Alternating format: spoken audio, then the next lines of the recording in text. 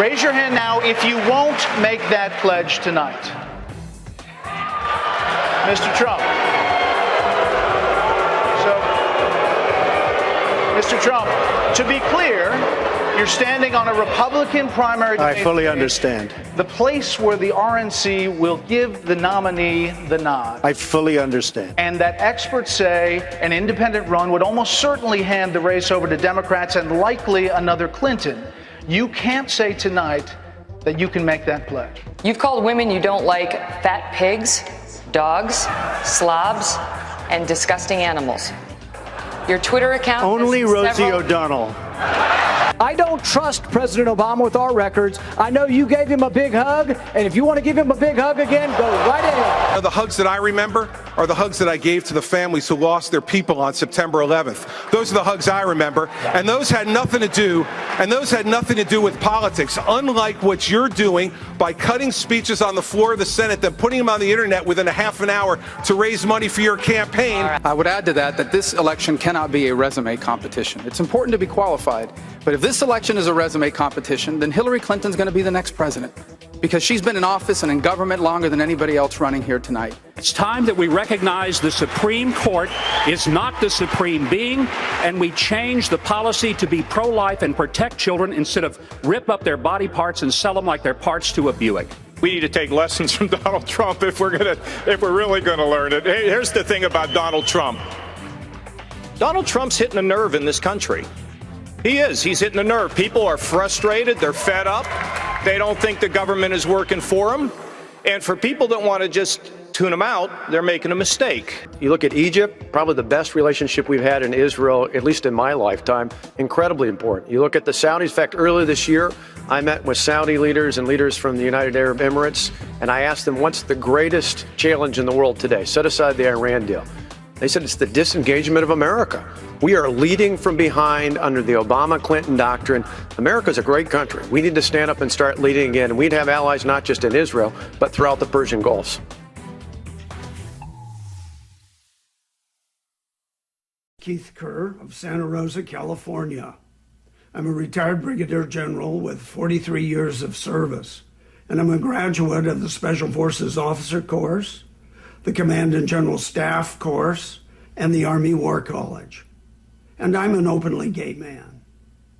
I want to know why you think that American men and women in uniform are not professional enough to serve with gays and lesbians.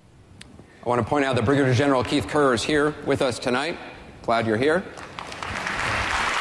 I'll give the question to Congressman Hunter.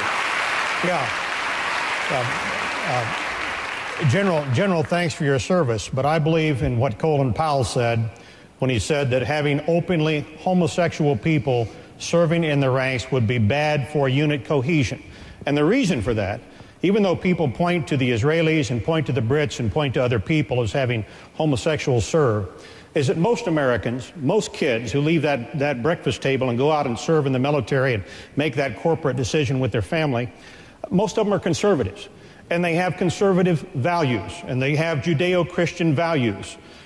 And to force those people to work in a small, tight unit with somebody who is openly homosexual, who goes against what they believe to be their principles, and it is their principles, is, I think, a disservice to them. And I agree with Colin Powell that it would be bad for unit cohesion. I want to direct this to Governor Huckabee. 30 seconds. The Uniform Code of Military Justice is probably the best rule, and it has to do with conduct. People have a right to have whatever feelings, whatever attitudes they wish, but when their conduct could put at risk the morale or put at risk even the cohesion that Duncan Hunter spoke of, I think that's what is at issue, and that's why our policy is what it is.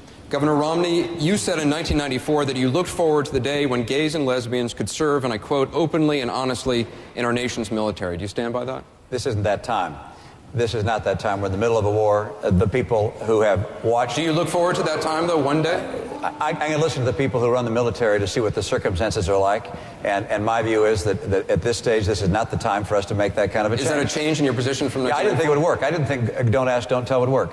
That was I didn't think that would work. I thought that was a policy. When I heard about it, I laughed. I said, that doesn't make any sense to me. And you know what? It's been there now for, 15 years? It seems to have worked. So just so I'm clear, at this point, do you still look forward to a day when gays can serve openly in the military or no longer? I look forward to hearing from the military exactly what they believe is the right way to have the right kind of cohesion and support in our troops, and I'll listen to what they have to say. All right. General Kerr is, as I said, is here. Please stand up, General. Thank you very much for being with us. Did you feel you got an answer to your question? With all due respect, I did not get an answer from the candidates. What do you feel you did not? American men and women in the military are professional enough to serve with gays and lesbians.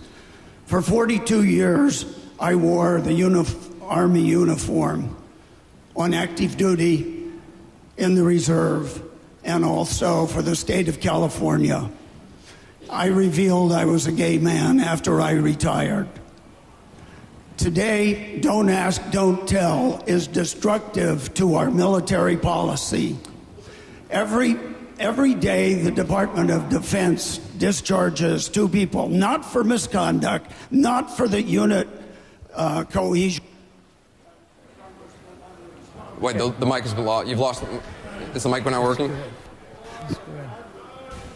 All right. Please just finish your question. What is your question? For the unit cohesion that Congressman Hunter is talking about, but simply because they happen to be gay. Okay. And we're talking Senator about McCain. Doctors, nurses, pilots, and the surgeon who sews somebody up when they're taken from the battlefield. I appreciate your comment, Senator McCain. I want to give you 30 seconds. You served in the military. General, I thank you for your service to our nation. I respect it. All the time I talk to our military leaders, beginning with our Joint Chiefs of Staff and the leaders in the field, such as General Petraeus and General Odierno and others who are designated leaders with the responsibility of the safety of the men and women under their command and their security and protect them as best they can. Almost unanimously, they tell me that this present policy is working, that we have the best military in history, we have the bravest, most professional, best prepared, and that this policy ought to be continued because it's working. All right.